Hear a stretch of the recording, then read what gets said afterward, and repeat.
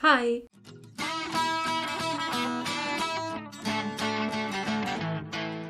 So this year, in total, and without counting rewatches, I watched 75 dramas and dropped 4. I was considering making a bigger list, maybe like I did for the K-pop one, with 20. But I realized it was going to be, first, too long, and second, I really wanted to stick to the really top drama that I really liked the most. Otherwise, yes, I could name dramas like Go Go Squid 2, The Guest, Sweet Home, or even Hometown Cha-Cha-Cha, for example. There are really a lot of dramas I liked this year, but yeah, I want to stick to 10. And like I did for my top 20 K-pop song video, I just blind picked all of the 10 dramas because I was really unable to make a rating. Some dramas I watched really recently and I didn't want my rating to be impacted by this just because I saw one of my top dramas like 9 months ago. Okay, so let's jump right in. The first drama is The Day of Becoming You. Very simple, the plot of this drama is a man who works in the entertainment industry, ends up swapping body with a woman who is an entertainment reporter. She's kind of seen as a paparazzi, to make it more clear. To me, this is body swapping made right. It's not too much over the top, but it's still really funny. It's one of the funniest dramas I've watched this year, but it doesn't mean it's only comedic. It's very mature and very intelligent too sometimes, and the characters are far from being stupid. You know, it's kind of a serious drama. It's not because you laugh a lot that it's just comedy all throughout, no. And the romance is really sweet. The two characters are really endearing, and that's why it gets a spot in my top 10 dramas of this year. However, if you want to have more of my opinion on this drama and what I thought of it and everything, you can go watch in the description box below. I will put the link of my full review here. Second drama of 2021 that I really liked is Lovers of the Red Sky. This one is a fantasy, romantic, period drama, the fate of two people. One is a painter girl and the other one is a man, a blind man who works in astrology. Both of them had their lives linked by some kind of fate when they were just born, and yeah, there's a demon involved and everything. So I have to admit that I haven't watched many periodic dramas this year. I don't know, nothing really grabbed my attention. I don't know. It's just one of the very few, and I actually really liked it a lot. I was not really expecting it for some reason, but I think it's really well done. Visually, it's really pretty, and I'm so glad they focus a lot more on the painting side and the fantasy side more, rather than focusing a lot on, you know, just political stuff like most of periodic drama do. And I think maybe that's why I watched less, because I can endure a bit of treasons and all that, but it's kind of always a bit the same thing, and at some point I think I just get bored of it for some reason. But since they focus more on the fantasy, I really love it. Also, and I think that's a good point for the drama, is that our female lead, especially in a periodical drama, our female lead is not completely clueless and useless and kind of stupid, who doesn't think for herself. No, she does. She's not perfect, you know, she has moments where she makes mistakes, but like we all do, but otherwise, it's nice to see an intelligent female character in a periodic drama that isn't like an evil queen or something, you know, she's just a normal girl. And just like The Day of Becoming You, if you want to have a full review of this drama, I did one a while ago, so I will post the link in the description box below if you're interested.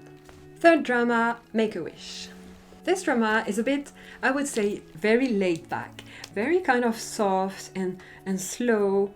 It's about a man who works in a small library, really, who doesn't get many people coming in at all, who saves one day a cat who got injured, and it turns out that the cat actually comes from a parallel universe from Earth, and the cat comes from Mao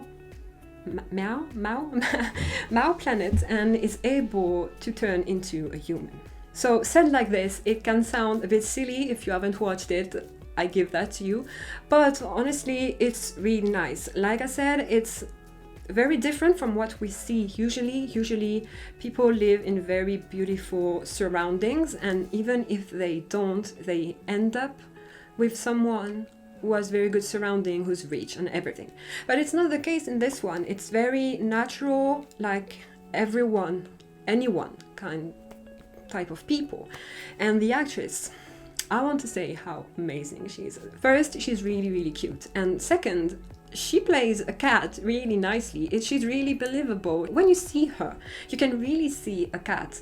So I think all the people that did that own a cat, or they did some research, because clearly I live with cats and I could tell she really does the job. Because it's not because she turns into a human that she is human. It's like inside she's kind of still a cat. So she doesn't know to talk, she doesn't know to do this and that, and she doesn't have all the rules as humans have. So it's really, really funny to watch, but also very laid back in kind of a soft environment. So yeah, I fell in love with this drama and this actress in particular. So yeah, go watch it. Fourth drama is Cherry Magic. Cherry Magic is about a kind of introverted guy who really, really lacks confidence in himself, who gets the power to read people's mind through touching when he turns 30, because there's kind of this legend that if you turn 30 and you're still a virgin, then you will be able to read minds.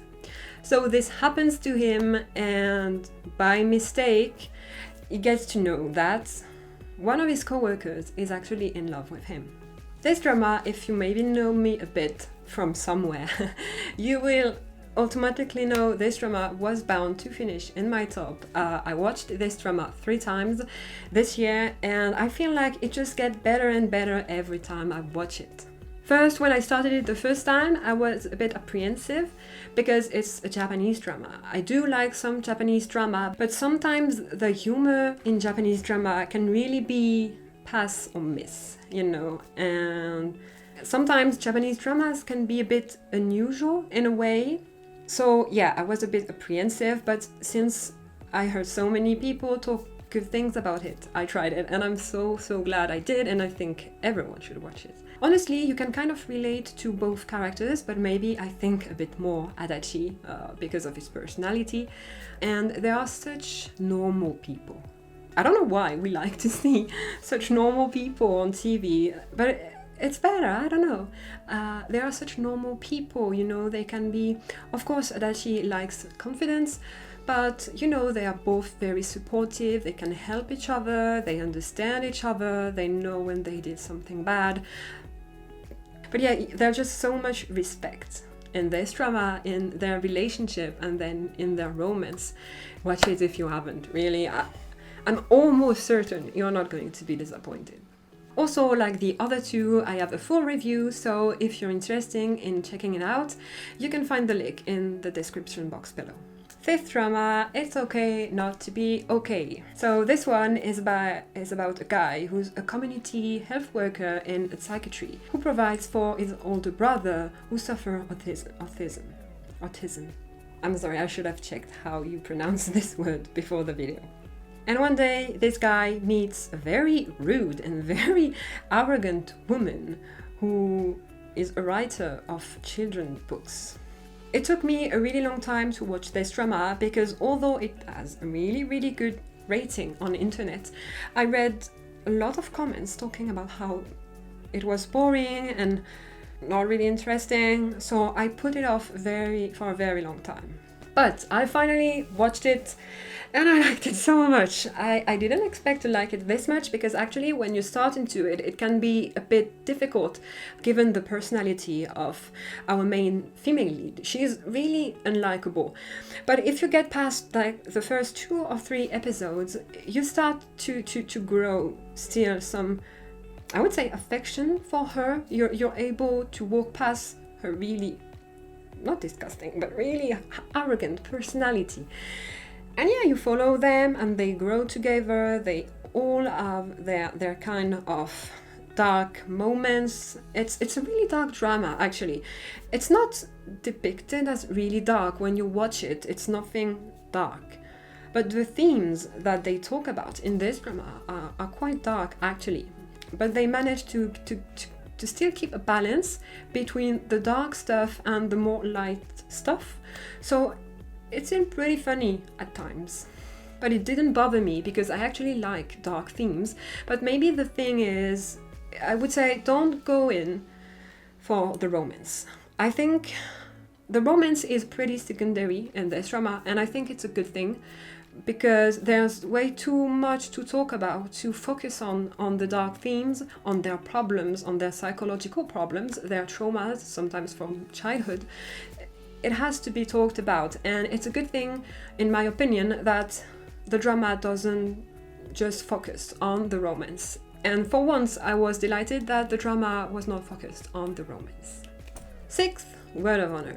Oh, so this drama first is about 2 men who meet. Both have a past. They carry a big baggage and they meet, and quickly enough, I would say, they kind of become travel buddies, something like that, and they kind of travel around the world, I would say, and get pulled along the way in conflicts in the cultivation world who's going down into chaos because of a famous and mysterious ghost. So yeah, these people are trying to find a very old artifact, a key to open a very secret place, and they kind of bring chaos because they want this. This is roughly said, but that's about it. This drama, I was waiting for it with impatience. I was really looking forward to it. And at first, I was just waiting for it to finish airing because I don't watch airing dramas. But at some point, it finally ended. But I was so looking forward to it that for some reason, I just couldn't start it. I kept pushing and pushing and pushing it away and watching instead dramas with a lower rating, always pushing it away. But finally, one day I said, you know what, if I continue like this, I'm never going to watch it. So I finally did, and this drama, there was no way it was not going to end up in this list of my top dramas this year. It's not a perfect drama. Sometimes the production, you can tell they didn't have much money. But even if sometimes some things are a bit wonky and a bit all over the place and not necessarily well done, I think for the relationship the two have and their journey and the people they meet along the way, I think it's a very worth drama to watch. If you haven't watched Word of Honor, but you've seen The Untamed, it's a very similar drama in the sense where it's a romance between 2 guys that's been censored. But if I compare it to The Untamed, which I don't like to do, but if I do it, I would say they really try to push the romance a bit more in your face in this drama. Honestly, sometimes when you watch it, you're even wondering how in the world it was possible for this to pass censorship, because it's crystal clear. You're like, how? How did this pass? But even if you wonder how, you can just be thankful that it did. Honestly, I really had a really great time watching this drama, and I will probably watch it again, like I did for The Untamed, actually. Also, it is a bit of an anecdote, but this drama made me go back to reading fanfictions because I just couldn't get enough of them. I needed more. I didn't know I liked hurt/comfort fanfictions so much until I went for this. Honestly, I haven't read fanfiction for years and years, but this drama made me go back to it. So just for this, it's worth it to be in my list. So I absolutely recommend it if you haven't watched it. Number 7, we have We Best Love. So We Best Love is about a guy who's forever second to a guy who is always the first guy. They've been together from elementary school to high school, and then they actually reunite in university. So the forever second guy kind of see him as a rival. You know, he really doesn't like him. He hates him. He thinks he does everything to make his life miserable. But the other guy, however, doesn't see things exactly the same way. So this drama, I don't know actually if I should count just the first season or the second. I don't really know. So that's why I just called it We Best Love and not the title for each season, because I'm not so sure. I really love the whole thing, but I prefer season 1, because in season 2, although I do like it, there's just some moments, sometimes I'm just a bit, it's not really, you know, I don't really like it.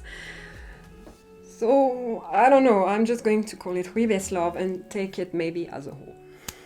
This drama is so good. So far, as I'm saying that, I'm actually in the midst of rewatching it a second time. And I don't know why I haven't done it sooner, because I kept watching videos about these two on YouTube all the time. My YouTube knows it has to recommend me the videos of them. Honestly, I don't know what's so attractive, I would say, about this drama. When you look at it, since I'm watching it right now, I can tell that sometimes the image isn't the best, how it's filmed isn't the best either, but there's something. The both of them act really, really well in this drama, and when they do get together, I think their romance is just so passionate. And if you've watched some of my other video, you know I like passionate stuff. So if you want passion and really, I don't know, heartwarming, I would say, something that really pulls on your feelings. If you want something like this, I really would recommend you watch We Best Love. But maybe be prepared for season 2, because some things are a bit borderline not that great. But overall, I just love it so much. Number 8, we have Ultimate Note.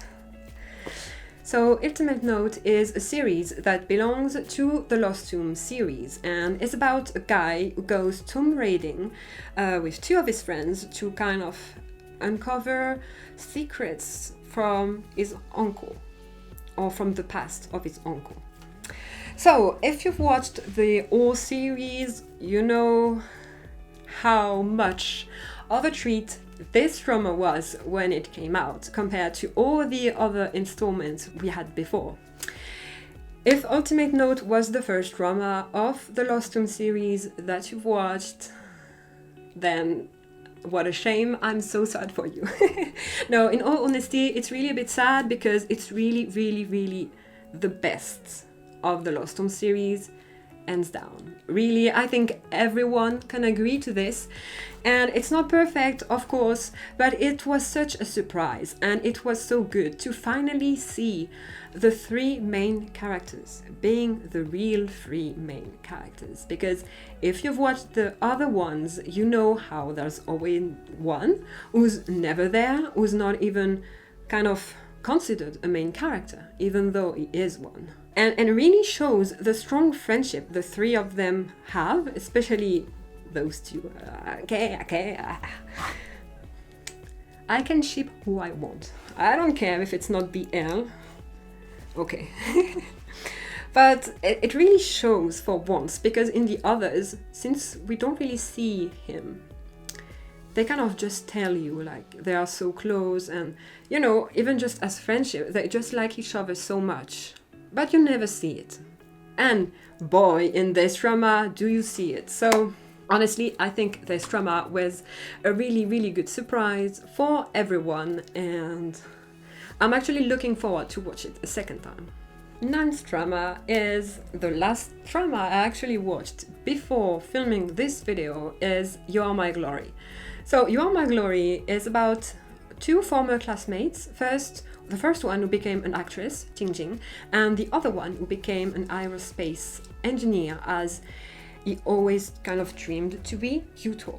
Both of them as, of course, very demanding jobs.